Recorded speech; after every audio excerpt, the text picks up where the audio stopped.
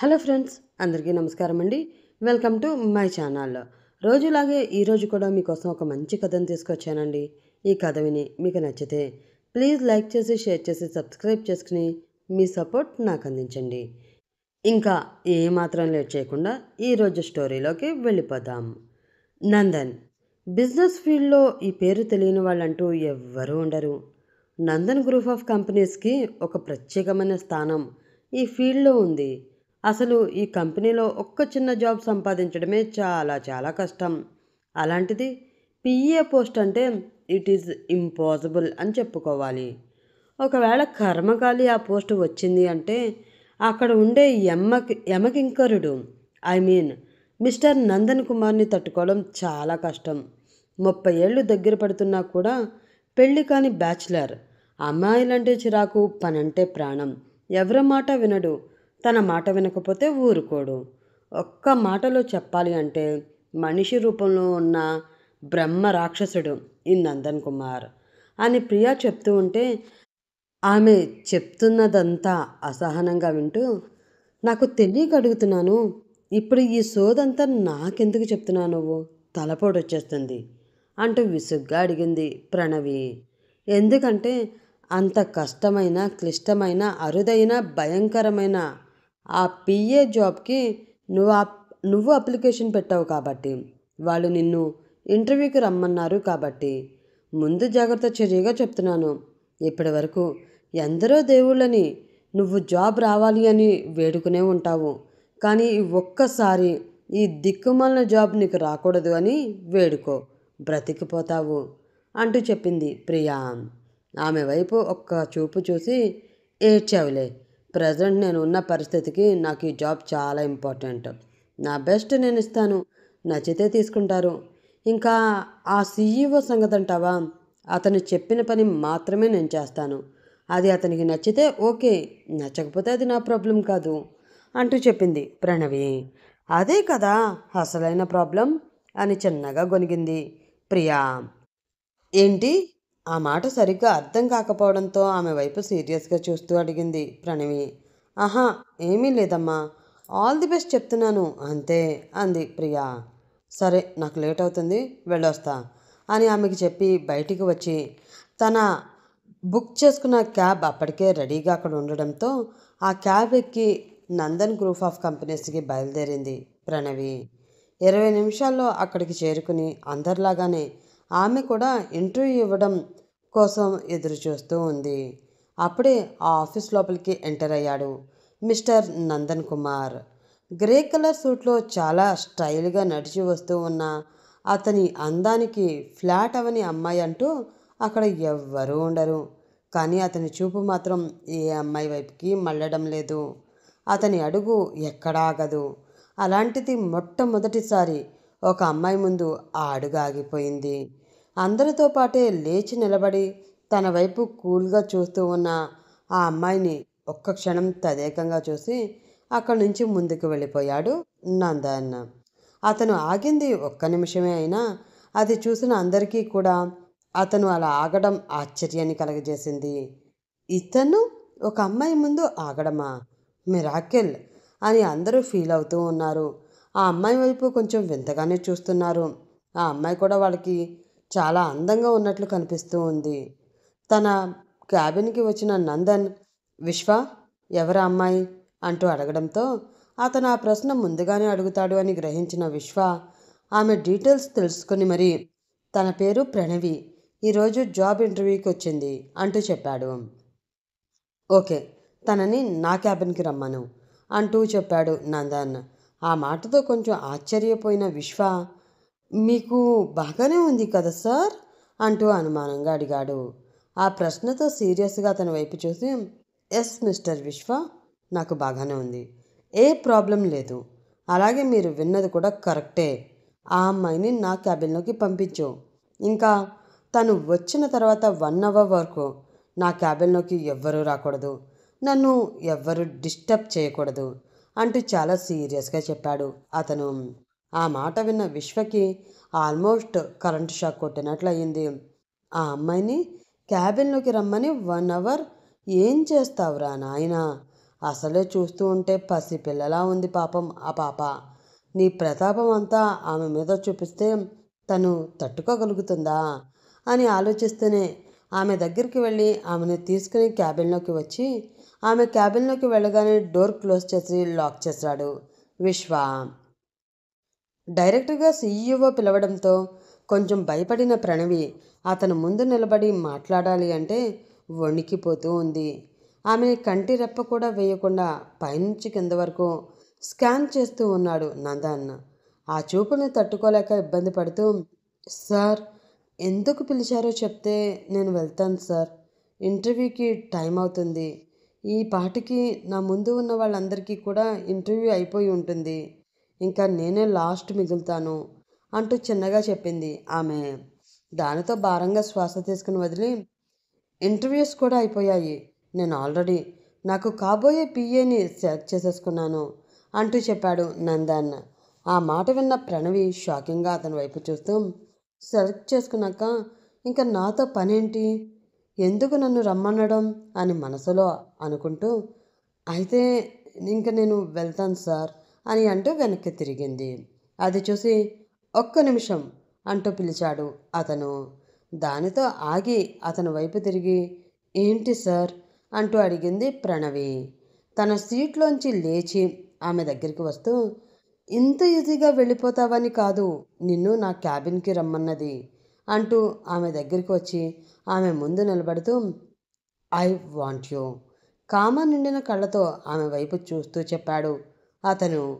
ఆ మాటకి అయోమయ పరిస్థితిలో పడిన ఆమె, సార్ అంటూ మరొక్కసారి అడిగింది. ఆమె మొహం దగ్గరికి తన మొహం పెట్టి, నీ ఫిగర్ నాకు చాలా చాలా నచ్చింది.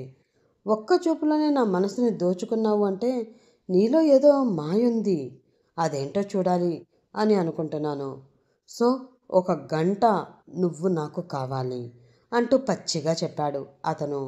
ఆ మాట అర్థమైన వెంటనే అతని చెంప గట్టిగా పగిలింది ప్రణవి చేతిలో. అది అస్సలు సహించలేకపోయాడు నందన్. జాబ్ కోసం వచ్చే ప్రతి ఆడపిల్ల పక్కలోకి వస్తుంది అనుకోవడం నీ పిచ్చితనం. జాబ్ ఇస్తే కష్టపడి పని చేస్తాను తప్ప ఆ జాబ్ కోసం శరీరాన్ని అమ్ముకోను, ఇడియట్ అని అతన్ని తిట్టేసి వెనక్కి తిరిగి వెళుతూ ఉంది ప్రణవి. ఆమె అన్ని మాటలు అనడం, అలా తన మీద చేయి చేసుకోవడం అస్సలు భరించలేకపోతున్నాడు నందన్. ఎంత పొగరే నీకు, నేను ఆఫర్ చేస్తే నో అనడమే కాకుండా నా మీద చేయి చేసుకుంటావా, ఈరోజు నిన్ను వదిలేదే లేదు అని కోపంగా అంటూ ఆమె చెయ్యి పట్టుకుని ఆమెను ఆ క్యాబిన్కి అటాచ్ చేసి ఉన్న తన పర్సనల్ రూమ్లోకి బలవంతంగా లాక్కుని వెళ్ళాడు అతను. ఆ చర్యతో షాక్ అయిన ఆమె, ఏయ్ వదులు, నన్ను ఏం చేస్తున్నావు అని అంటూ అతని నుండి తప్పించుకోవడానికి చాలా ప్రయత్నం చేస్తూ గట్టిగా అరుస్తూ ఉంది ప్రణవి. కానీ అతని పశుబలం ముందు ఆమె బలం ఓడిపోవడంతో తప్పించుకోలేకపోయింది. ఆమెని తన గదిలోకి తీసుకువెళ్ళి ఫోర్స్గా బెడ్ మీదకి నెట్టి తన సూటు విప్పి పక్కన పడేసి ఆమె మీదకి ఉరికాడు అతను. అతని నుంచి ఎలా తప్పించుకోవాలో అర్థం కావడం లేదు ఆమెకి. తన మీద ఉన్న అతని చేతులను తీయడానికి శత విధాలా ప్రయత్నిస్తూ ఉంది ఆమె. కానీ అతన్ని కొంచెం కూడా పక్కకు జరపలేకపోతుంది. ఆమె చేతులు రెండు తన చేతులతో బంధించి వాటిని బెడ్కి ఆనించి గట్టిగా పట్టుకుంటూ ఆమె పెదవులను తన పెదవులతో ముడివేసి రాక్షసంగా ముద్దు పెట్టుకుంటూ ఉన్నాడు అతను. ఆమె కంటి నుండి కన్నీరు కారుతుంది. అతని నుండి తప్పించుకోవడం ఎలాగో తెలియక సతమతం అయిపోతూ గింజుకుంటూ ఉంది. తన ఇష్టంతో సంబంధం లేకుండా తన శరీరంపై అతను చేస్తున్న దాడి నుండి ఎలా తప్పించుకోవాలో ఆమెకి ఏమాత్రం తెలియడం లేదు. ఆమె పెదవులను తన ఇష్టం వచ్చినట్లు కొరుకుతూ గాయాలు చేస్తూ ఆమె యథ అందాలను తన చేతుల్లో బంధించి విపరీతమైన నొప్పి వచ్చేలా నలిపేస్తూ ఆమె శరీరంపై ఉన్న బట్టలన్నీ చింపేసి అవతల పడేశాడు అతను. ఇన్నర్వేర్తో మాత్రమే ఉన్న తన శరీరాన్ని తన చేతులతో దాచుకుంటూ వెక్కి వెక్కి ఏడుస్తూ ఉంది ఆమె. ఆమెలో కలిసిపోవడానికి సిద్ధంగా ఉన్న అతను ఒక్కసారి ఆమె మొహం చూశాడు. ఎందుకో ఆమె అలా ఏడుస్తూ ఉంటే అతని మనసులో ఏదో తెలియని బాధ. ఒక్క క్షణం రాక్షసత్వంగా ప్రవర్తించిన తన తేరికి తానే సిగ్గుపడుతూ కోపంగా ఆమె మొహంలోకి చూస్తూ నాలాంటి వాడిని కెలికితే ఎలా ఉంటుందో అర్థమైంది కదా. నీ జీవితాన్ని నాశనం చేయడానికి నాకు నిమిషం చాలు, కానీ చేయను. నీకు నువ్వే నా దగ్గరికి రావాలి, వచ్చేలా మాత్రం చేసుకుంటాను అని ఆమె పైనుంచి లేచి, నీకు నా పిఏ కన్నా పెద్ద పోస్ట్ ఇస్తున్నాను, ఆ పోస్టులో నీ బాధ్యతలను నువ్వు సక్రమంగా నిర్వర్తించు అని చెప్పి అక్కడి నుంచి బయటకు వెళ్ళిపోయాడు అతను. దానితో పక్కనే ఉన్న బెడ్షీట్ తీసుకుని అది తన మీదకి లాక్కుని ఏడుస్తూ అక్కడే కూర్చుని ఉండిపోయింది ఆమె. అతని మీద విపరీతమైన కోపం వస్తూ ఉండడంతో అతను ఏం చేయాలో అర్థం కాక ఆలోచిస్తూ ఉంది. అప్పుడే ఎవరో డోర్ నాక్ చేశారు. దాంతో కంగారుగా అటువైపు చూసి, ఎవరు అంటూ వణుకుతున్న గొంతుతో అడిగింది ఆమె. మేడం, నేను ఇక్కడ సర్వెంట్ని, మీకోసం డ్రెస్ తీసుకొచ్చాను మేడం అని వినిపించింది బయట నుంచి ఒక అమ్మాయి గొంతు. దానితో కొంచెం రిలాక్స్ అయ్యి ఆ బెడ్షీట్ని సరిగ్గా ఒంటికి చుట్టుకుంటూ ఆ డోర్ దగ్గరికి వెళ్ళి చిన్నగా డోర్ తీసి చెయ్యి బయటికి పెట్టింది ఆమె. ఆ వెంటనే ఆమె చేతిలో ఆ డ్రెస్ పెట్టింది ఆ సర్వెంట్.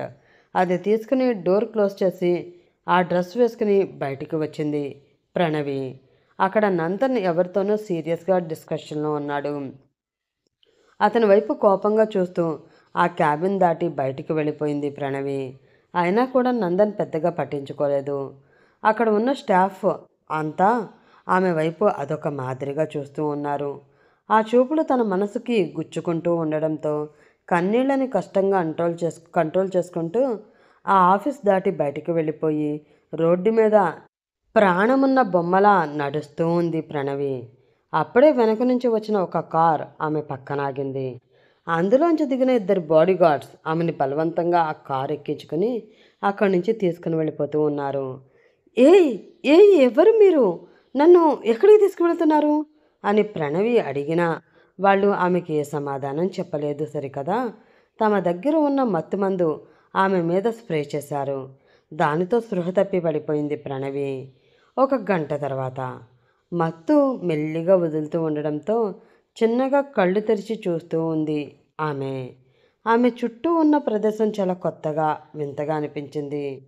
అసలు నేను ఎక్కడున్నాను, అసలు ఈ రూమ్ ఎవరిది అని అనుకుంటూ భారంగా ఉన్న తన తలని చేతితో పట్టుకుని నొక్కుకుంటూ నాకు ఏం జరుగుతుంది అని గుర్తు తెచ్చుకునే ప్రయత్నం చేసింది ఆమె.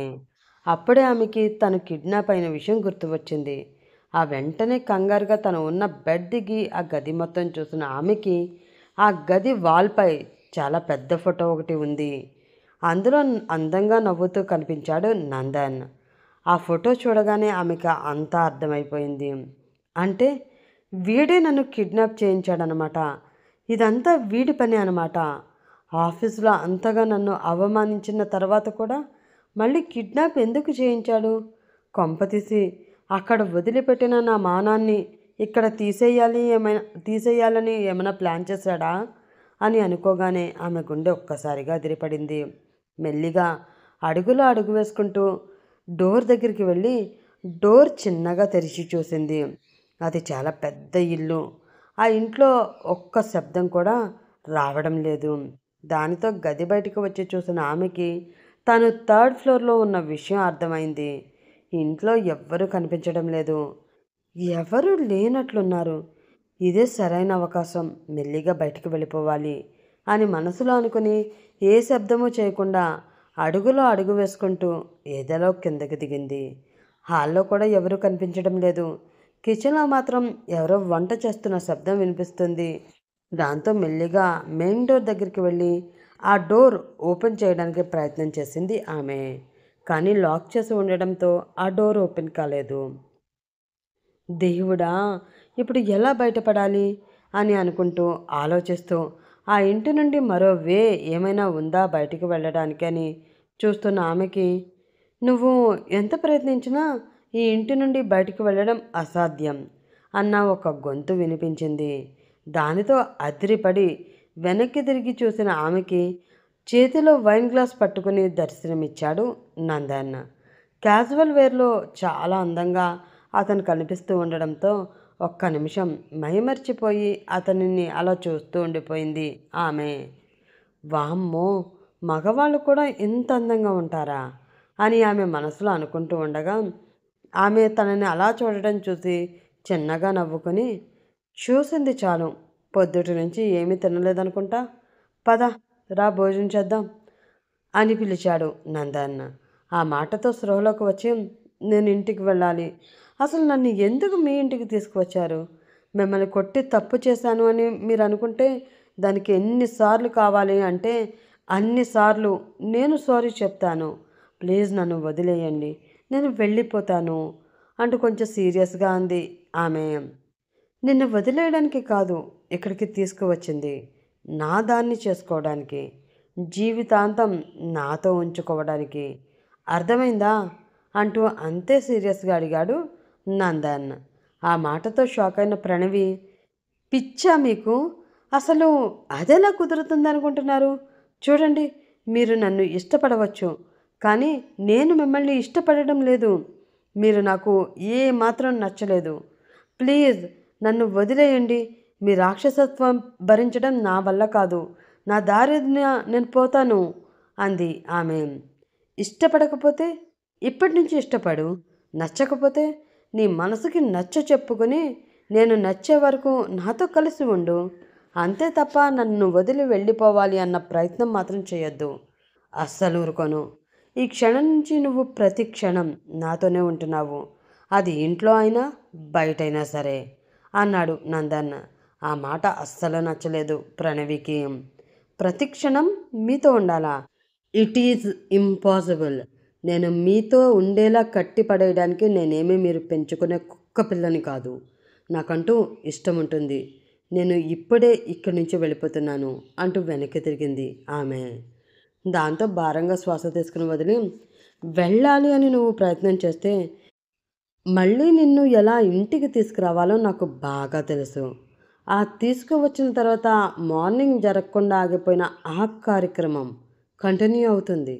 నేను ఇష్టపడిన ఆడపిల్ల ఇష్టంగా నా దగ్గరికి రావాలి అన్న ఉద్దేశంతో ఉదయం వదిలేసినా నన్ను వదిలి నువ్వు వెళ్ళిపోతాను అంటే ఇప్పుడు వదలను. బలవంతంగా అయినా సరే సొంతం చేసుకుని తీరుతాను. నిన్ను నా దగ్గర కట్టి పడేస్తాను అంటూ బెదిరించాడు అతను. ఆ మాటతో అదిరిపడింది ఆమె.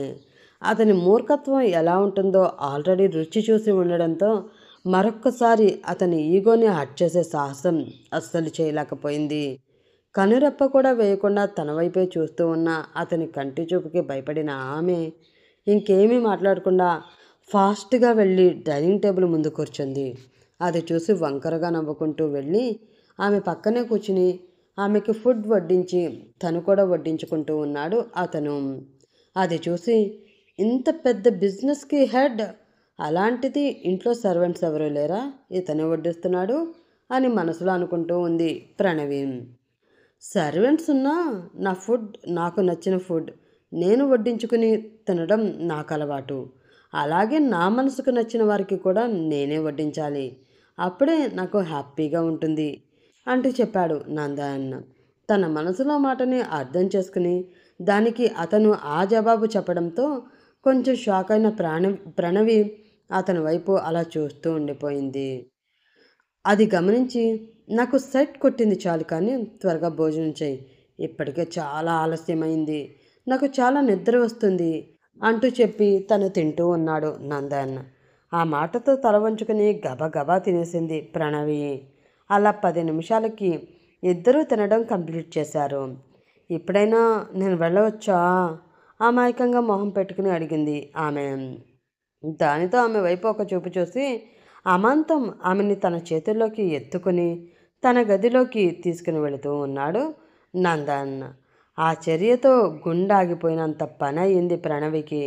ఇప్పుడు అతను తనని ఏం చేస్తాడో ఏంటో ఏమీ అర్థం కాకపోవడంతో, నన్ను ఎక్కడికి తీసుకువెళుతున్నావు భయంగా అడిగింది ఆమె. చెప్పాను కదా నిద్ర వస్తుంది అని, పడుకోవాలి అంటూ చెప్పాడు నందన్. అయితే నువ్వు వెళ్ళి పడుకోవాలి కానీ దానికి నేనెందుకు? ఏడుపు గొంతుతో అడిగింది ఆమె. ఎందుకో గదిలోకి వెళ్ళాక చెప్తాను, అప్పటి వరకు నోరు మూసుకుని ఉండు, లేదు అంటే నా స్టైల్లో ముయించవలసి వస్తుంది అన్నాడు నందన్. ఇది చాలా అన్యాయం, ఒక అమాయకపు ఆడపిల్లతో మీరెంత దారుణంగా ప్రవర్తించడం మీకు మర్యాదగా అనిపించుకోదు అంది ప్రణవి. ఏది మర్యాదో ఏది కాదో నాకు నువ్వు లెసన్స్ చెప్పవలసిన అవసరం ఏమీ లేదు, నాకు బాగా తెలుసు కానీ అని అంటూ ఆమెని తీసుకుని వెళ్ళి తన గదిలో తన బెడ్పై పడుకోబెట్టి ఆమె పక్కకి చేరిపోయి ఆమెని గట్టిగా కౌగిలించుకుని ఆమె మీద కాలు చెయ్యి వేసుకుని పడుకున్నాడు నందన్. దానితో బొమ్మలా బిగుసుకుపోయింది ఆమె. బాబోయ్, ఏంటిది? కొంచెం దూరంగా జరగండి, నాకు భయంగా ఉంది, వణుకుతున్న గొంతుతో అంది ఆమె. నోరు తెరిచి ఒక్క మాట మాట్లాడినా పక్కనున్న నేను నీ మీదకి చేరవలసి వస్తుంది. ఆ తర్వాత ఏం జరిగినా నాది పూచీ కాదు అంటూ కళ్ళు మూసుకున్నాడు అతను. ఆ మాటతో భయపడిన ఆమె మరో మాట మాట్లాడితే అతను ఏం చేస్తాడో అన్న భయంతో మౌనంగా ఉండిపోయింది. ఆ భయంతో ఉన్న ఆమెకి కంటి మీద కునుకు రావడం లేదు. కళ్ళు మూస్తే చాలు అతను ఏం చేస్తాడో అన్న భయం మనసులో ఉండిపోయింది. అతను మాత్రం కాసేపటికే నిద్రలోకి జారుకుని పెద్దగా శ్వాస తీసుకుని వదులుతూ ఉన్నాడు. అది గమనించి మెల్లిగా అతని నుంచి దూరం జరగాలి అని ప్రయత్నించింది ఆమె. కానీ ఆ అవకాశం ఆమెకి ఇవ్వకుండా ఆమెని మరింత తన దగ్గరికి లాక్కొని పడుకున్నాడు నందన్. దానితో ఇంకా చేసేదేమీ లేక మనసులో ఏడుస్తూనే కష్టంగా కళ్ళు మూసుకుంది ఆమె. అలా కొంచెం సేపటికి ఆమెకి కూడా నిద్ర పట్టేసింది. నెక్స్ట్ డే మార్నింగ్ వేడి వేడి కాఫీ వాసన ముక్కుకి తగులుతూ ఉండడంతో చిన్నగా నవ్వుతూ నిద్రలేచింది Pranavi. Thank you so much Priya, నా కోసం ఇంత పొద్దున్న లేచి కాఫీ చేసి తెచ్చినందుకు అని అంటూ కళ్ళు తెచ్చిన ఆమెకి తన కళ్ళ ముందు కాఫీ తాగుతూ కనిపించాడు నందన్. దానితో ఆమె పెదవులపై నవ్వు మాయమైంది. ఓ, నేను ఈ యమకింకరుడి దగ్గర ఉన్నాను కదా, మర్చిపోయాను అని మనసులో అనుకుని నాకు కూడా కాఫీ కావాలి అంటూ క్యూట్గా మొహం పెట్టి అడిగింది ప్రణవి. కాఫీ కావాలి అంటే ముందు ఫ్రెష్ అవ్వాలి అంటూ చెప్పాడు నందన్.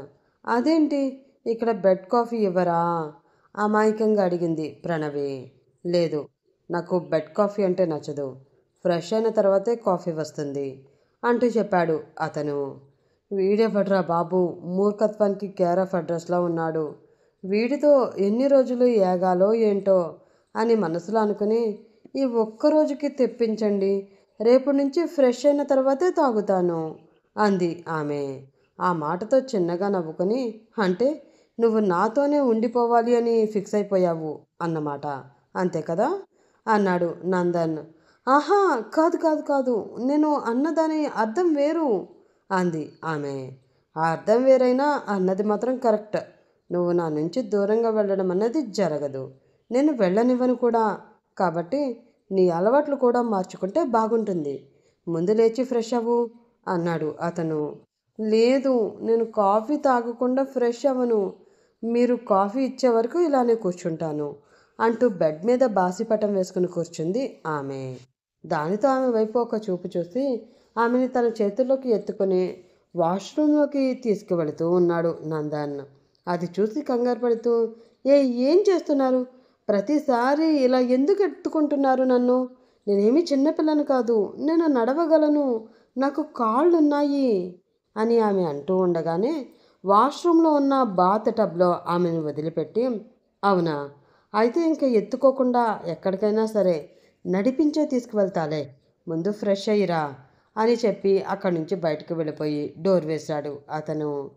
చల్లని నీళ్లు శరీరాన్ని వణికిస్తూ ఉండడంతో, చచ్చినోడా, ఇంత పొద్దున్నే కప్పు కాఫీ కూడా ఇవ్వకుండా ఇంతటి చన్నీళ్ళలో నన్ను వదిలేస్తావా? నువ్వు మనిషివి కాదురా, దున్నపోతివి అని గట్టిగా తిడుతూ ఆ చలికి తట్టుకోలేక గబగబా మొహం కడుక్కుని స్నానం చేసి టవల్ ఒంటికి చుట్టుకుని బయటికి వచ్చింది ప్రణవి. అలా వచ్చే ముందు ఒంటిని వణికిస్తూ ఉన్న చలి గురించి ఆలోచించిందే తప్ప ఆ గదిలో ఉండే నందన్ గురించి ఆలోచించలేదు. సోఫాలో కూర్చునే సిస్టంలో ఏదో వర్క్ చేసుకుంటూ ఉన్న నందన్ ఆమె రావడం గమనించి, నీ డ్రెస్ బెడ్పై ఉంది, అది వేసుకుని త్వరగా రెడీ అవ్వు, ఆఫీస్కి లేట్ అవుతుంది అని చెప్పి ఆ సిస్టమ్ తీసుకుని బయటికి వెళ్ళిపోయాడు. అది చూసి, హబ్బా, ఏం నటిస్తున్నావురా, నిన్న అంత చేసిన నువ్వు ఈరోజు ఇంత ఇన్నోసెంట్గా నటిస్తే అది చూసి నేను నమ్మేస్తాననుకుంటున్నావా?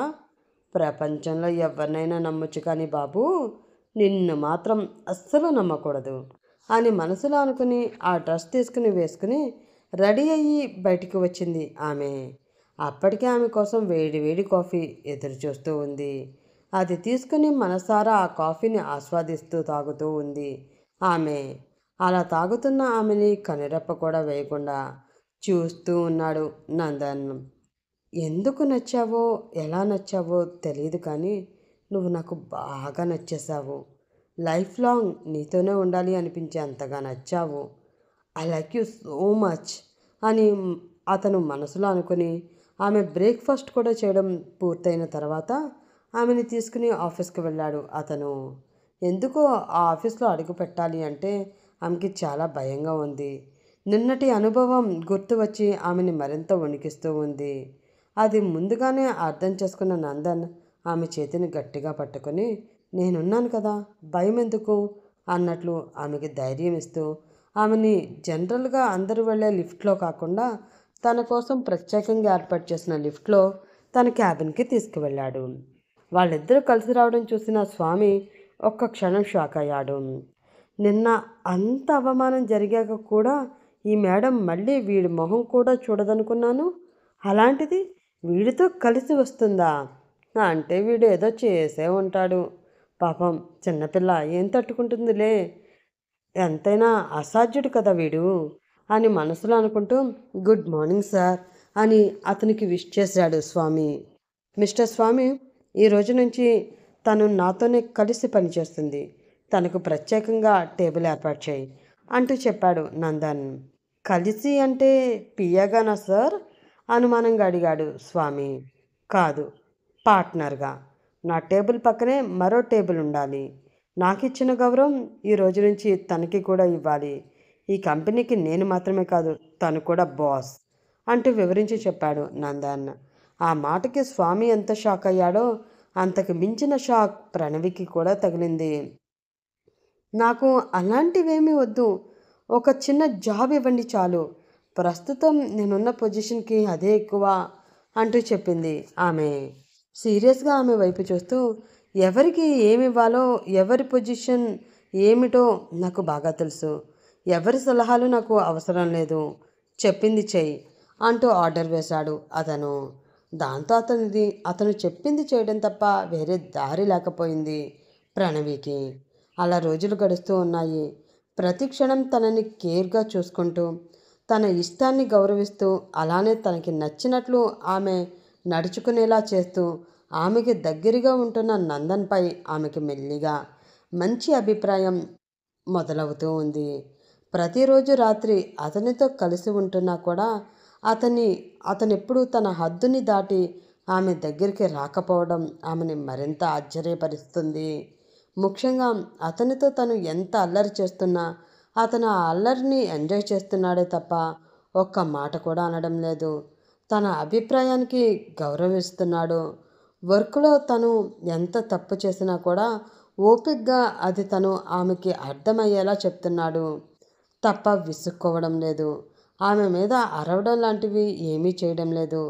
చిన్నప్పుడే తల్లిదండ్రులను పోగొట్టుకుని తమ్ముడు చెల్లెలికి తానే అమ్మగా మారిన ఆమెకి ఇప్పుడు తను అండగా ఉన్నాడు. ఇవన్నీ చూస్తున్న ప్రణవి మనసులో అతనంటే మెల్లిగా ప్రేమ పుడుతూ ఉంది. అతని గురించి తెలుసుకోవాలి అన్న ఇంట్రెస్ట్ పెరిగిపోతూ ఉంది. అలా ఎంక్వైరీ చేయడం స్టార్ట్ చేయడంతో అతను తన చిన్నప్పుడే ఆమెలాగానే తన తల్లిదండ్రులను పోగొట్టుకున్నాడని, అప్పటి నుంచి ఒంటరిగా ఉంటున్నాడు అని, తనకంటూ తన వాళ్ళు ఎవ్వరూ లేరు అని తెలిసింది. అయిన వాళ్ళు అన్న పేరుతో తన ఆస్తి కోసం చాలామంది అతనిని మోసం చేయాలని ప్రయత్నించారు అని, అందుకే బంధాలు బాంధవ్యాలు పట్ల పూర్తి విరక్తితో ఉండేవాడు అని, కనీసం ప్రేమ పెళ్లి జోలికి కూడా వెళ్ళేవాడు కాదు అని స్వామి ద్వారా తెలుసుకుంది ఆమె. అంటే జీవితంలో జరిగిన కొన్ని చేదు అనుభవాల వలన అయ్యగారు అందరికీ దూరంగా ఒంటరిగా బ్రతుకుతున్నారన్నమాట. అక్కడ వరకు ఓకే. మరి నా విషయంలో మాత్రం ఎందుకు కొంచెం తేడాగా ప్రవర్తించారు? ప్రేమ పెళ్ళి అంటే నచ్చదు. మరి ఇప్పుడు నన్ను ఏ ఉద్దేశంతో తన ఇంట్లో ఉంచుకుంటున్నాడు అని ఆమె ఆలోచించుకుంటూ ఉంది. ఆ సమయంలోనే ఆ గదిలోకి వచ్చిన నందన్, ప్రణవి త్వరగా రెడీ అవ్వు, మనం బయటికి వెళుతున్నాం అంటూ ఆర్డర్ వేశాడు. ఆ మాటతో అతని వైపు చూస్తూ, ఎక్కడికి అంటూ అడిగింది ఆమె. పార్టీకి, చాలా ఇంపార్టెంట్, వెళ్ళక తప్పదు అంటూ చెప్పాడు అతను. తనకి కూడా ఇంట్లో బోర్ కొడుతూ ఉండడంతో అతనితో కొంచెం టైం స్పెండ్ చేస్తే బాగుండును అనిపిస్తూ ఉండడంతో సరే అని కబోర్డ్ ఓపెన్ చేసి అందులో పార్టీ వేర్ శారీ ఒకటి తీసుకుని ఫ్రెష్ అవడానికి వెళ్ళింది ఆమె. నందన్ కూడా రెడీ అయిపోయి ఆమె వస్తుంది అని కిందకి వెళ్ళి వెయిట్ చేస్తూ ఉన్నాడు. ఒక పావు గంట తర్వాత మెరూన్ కలర్ వర్క్ శారీలో హెయిర్ లీవ్ చేసి చాలా అందంగా ఇంకా మోడ్రన్గా రెడీ అయిన ఆమె మెట్లు దిగుతూ వస్తుంది. దానితో అటువైపు చూసిన నందన్ ఆమె అందానికి ఫిదా అయిపోయాడు. తనకి తెలియకుండానే సోఫా నుంచి లేచి నిలబడ్డాడు అతను. అది చూసి చిన్నగా నవ్వుకుంది ఆమె. ఇప్పుడు అతని మనసులో ఏ ఫీలింగ్ ఉందో అది చదవగలిగిన ప్రణవి చిన్నగా నవ్వుకొని, ప్రణవి, నువ్వెంతైనా great. The great business man నందన్ని నీ అందంతో నీ చుట్టూ తిరిగేలా చేసుకున్నావు అంటే నువ్వు సూపర్ హే అని మనసులో అనుకుంటూ అతని దగ్గరికి వెళ్ళి, ఇంకా వెళ్దామా అంటూ అడిగింది ఆమె. ఆ మాటతో స్పృహలోకి వచ్చి హా అంటూ ముందుకు నడిచాడు నందన్. ఆ వెనకే ఆమె కూడా వెళుతూ ఉంది. ఒక 20 నిమిషాల తర్వాత పార్టీ హాల్లోకి చేరుకున్నారు వాళ్ళిద్దరూ. అది చాలా పెద్ద పార్టీ హాల్ అవడంతో అక్కడ ఉన్న పెద్ద పెద్ద వాళ్ళని చూసి కొంచెం భయంగానే అక్కడ అడుగుపెట్టింది ప్రణవి. అక్కడ ఉన్న అందరూ కూడా నందన్ని గౌరవంగా విష్ చేస్తూ ఆ పక్కనే ఉన్న ఆమె వైపు అదొక రకంగా చూస్తూ అక్కడి నుంచి వెళ్ళిపోతున్నారు. అసలు నన్ను ఇక్కడికి ఎందుకు తీసుకొచ్చినట్లు? వీళ్ళ చూపులు నేను తట్టుకోలేకపోతున్నాను. వీళ్ళు ఎవరు అని అడిగితే వాళ్ళకి తను ఏం సమాధానం చెప్తాడు? అసలు మా మధ్య ఏ బంధం లేదు. ఏదో బలవంతంగా నన్ను తీసుకువచ్చి తన దగ్గర ఉంచుకుంటున్నాడు. నాకు కూడా అతని నుంచి పారిపోయే అవకాశం లేకపోవడంతో ఏమీ చేయలేకపోతున్నాను. అలాంటి ఒక రిలేషన్లో ఉన్న మేము సమాజానికి ఏం సమాధానం చెప్పగలము? అసలు మా రిలేషన్కి ఒక పేరంటూ ఏమీ లేదు. అది తెలిసిన వాళ్ళందరూ ఏం మాట్లాడుకుంటారు? అది తెలుసు కూడా నన్ను ఎందుకు అందరి ముందుకి తీసుకువచ్చి అవమానించడం అని మనసులో అనుకుంటూ ఉంది ఆమె. అప్పుడే ఆమె వెనుక నుంచి వచ్చిన ఒక వ్యక్తి ఆమె భుజం మీద చేయి వేశారు. దానితో అదిరిపడి అటువైపు చూసిన ఆమెకి చిన్నగా నవ్వుతూ కనిపించింది ప్రియా. అక్కడ ఆమెను చూసిన ప్రణవికి ఒక రిలాక్సేషన్ రావడంతో హమ్మయ్యా అని మనసులో అనుకుని, హాయ్ ప్రియా, నువ్వేంటే ఇక్కడ అంటూ అడిగింది. ఏముంది, నేను పనిచేస్తున్న బాస్ వచ్చారు. ఆయన వస్తే ఆయన పిఏగా నేను రావాలి కదా, అందుకే వచ్చాను అని ఆ సంగతి వదిలేసి ముందు నీ సంగతి చెప్పు. ఆ రోజు ఇంటర్వ్యూ అని చెప్పి ఇంటి నుండి బయటికి వెళ్ళిపోయావు, మళ్ళీ ఈరోజు కనిపించావు. ఈ మధ్యలో ఏం జరిగింది అంటూ అడిగింది ప్రియా. దానితో భయంగా తన వెనక ఉన్న నందన్ వైపు చూసింది ఆమె. అతను వాళ్ళ మాటలు ఏమీ పట్టించుకోకుండా తన ఫోన్ వైపు చూసుకుంటూ ఉన్నాడు. నందన్ గారు, ఒక్క నిమిషం అని అంటూ పర్మిషన్ అడిగింది ఆమె. చాలా రోజుల తర్వాత కలిసినట్లున్నారు కదా, వెళ్ళండి, వెళ్ళి ఫ్రీగా మాట్లాడుకోండి అని నందన్ చెప్పడంతో ఆ మాటలో ఏదో ధైర్యం నన్ను వదిలి తను ఎక్కడికి వెళ్ళలేదు అన్న ధైర్యం అతనిలో ఆమెకి కనిపించింది. దాంతో చిన్నగా నవ్వుకుంటూ ప్రియని తీసుకుని పక్కకు వెళ్ళింది ప్రణవి. ఇప్పుడు చెప్పండి మేడం, ఏంటి విషయం, ఏం జరుగుతుంది మీ మధ్యలో అంటూ అడిగింది ప్రియా. దానితో తను ఇంటర్వ్యూకి వెళ్ళిన దగ్గర నుంచి ప్రతిరోజు ఏం జరిగిందో మొత్తం వివరించి ఆమెకు చెప్తూ ఉంది ప్రణవి. అదంతా విని, అమ్మో, ఇంత జరిగిందా, ఎంతైనా నువ్వు లక్కీ గర్ల్వే.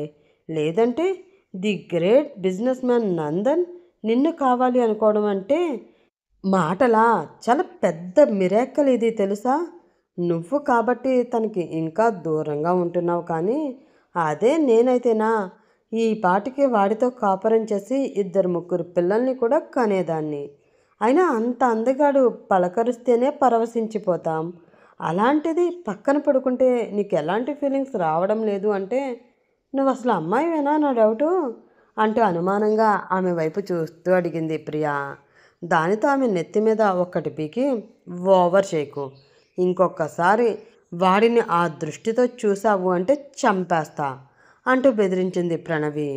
అబ్బో, అతని గురించి ఏదో ఒక్క మాట అంటేనే బెదిరిస్తున్నావు అంటే నువ్వు అతనికి పడిపోయావు అని బాగా అర్థమవుతుందిలే.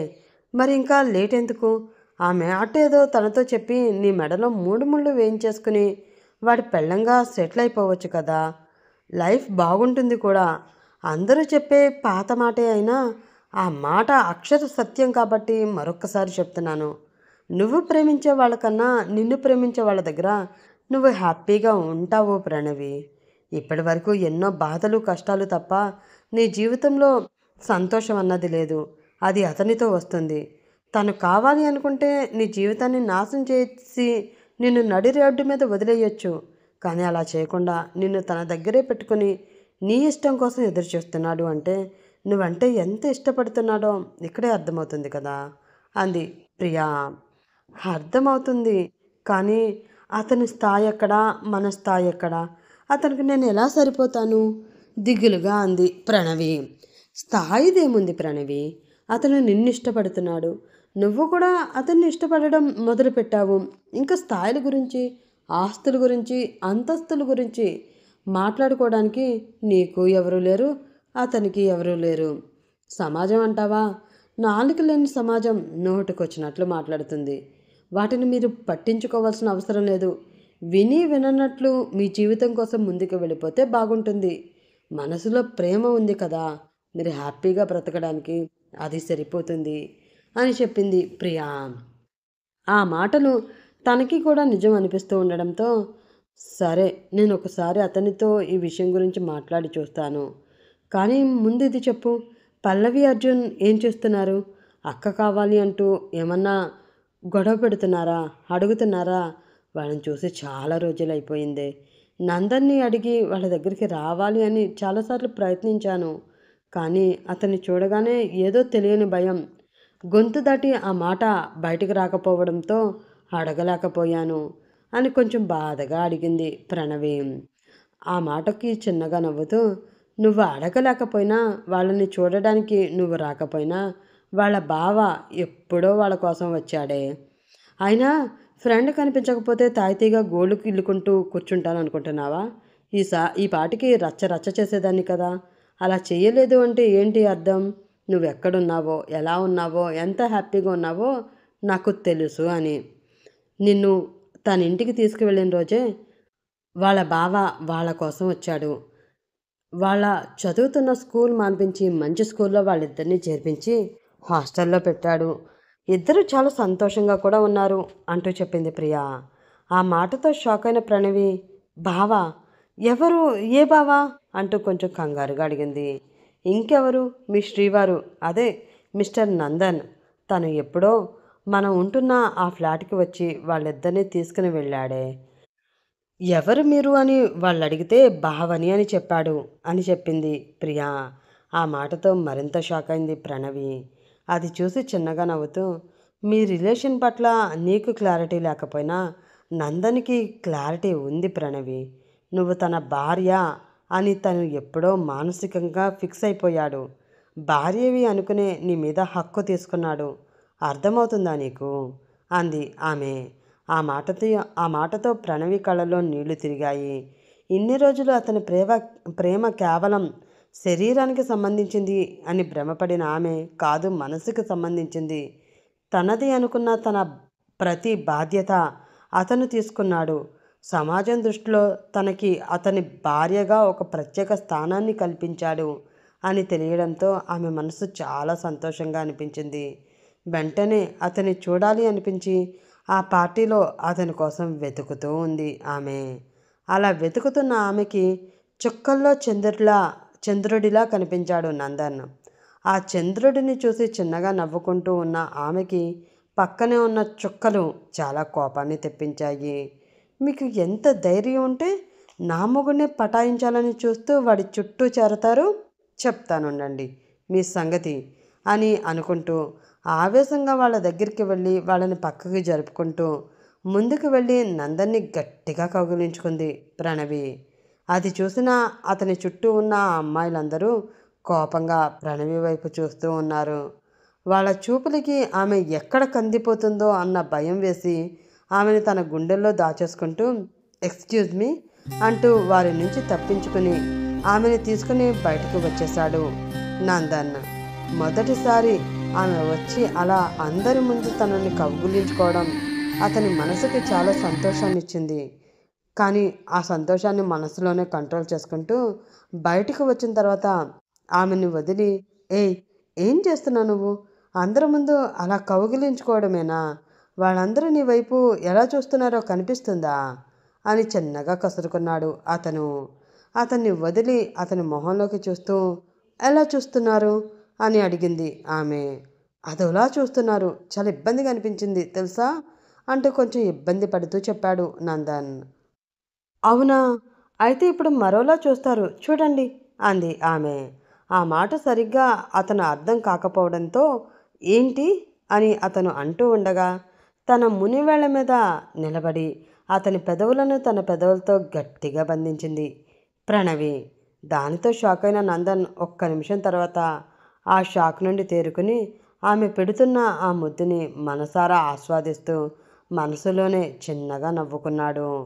ఒక 2 నిమిషాలు అలా వాళ్ళు ముద్దు పెట్టుకున్న తర్వాత కొంచెం అతనికి దూరం జరిగి ఆమె కళ్ళలోకి సూటిగా చూస్తూ, నేనంటే భయం పోయిందా అంటూ ఆమె మొహం మీద పడుతున్న ముంగురులను వెనక్కి సవరిస్తూ అడిగాడు నందన్. లేదు అన్నట్లు అడ్డంగా తల ఊపి, ప్రేమ పుట్టింది చిన్నగా సిగ్గుపడుతూ చెప్పింది ఆమె. అయితే ఇంక లేటెందుకు, ఇంటికి వెళదామా? చేసుకోవాల్సిన పనులు చాలా బ్యాలెన్స్ ఉండిపోయాయి కదా అన్నాడు అతను. దానితో అతని గుండెల్లో తల దాచుకుంటూ, ముందు పెళ్లి చేసుకుందాం, ఆ తర్వాత ఆ పనుల గురించి ఆలోచిద్దాం అంది ఆమె. దానితో ఆమె నుదుటి మీద చిన్నగా ముద్దు పెట్టుకుంటూ సంతోషంగా ఫీల్ అవుతూ, సరే రేపు మార్నింగ్ మన పెళ్ళి, ఈవినింగ్ ఫస్ట్ నైట్ ఫిక్స్ అయిపో అని చెప్పాడు అతను. దానితో మరింతగా సిగ్గుపడుతూ అతన్ని గట్టిగా హత్తుకుపోయింది ఆమె. అలా మొదలైన వారి బంధం శాశ్వతంగా కొనసాగాలని కోరుకుంటూ ఈ కథ సమాప్తం. మరొక రోజు మరొక మంచి కథలో కలుసుకుందాం. అప్పటి వరకు bye bye friends, have a nice day.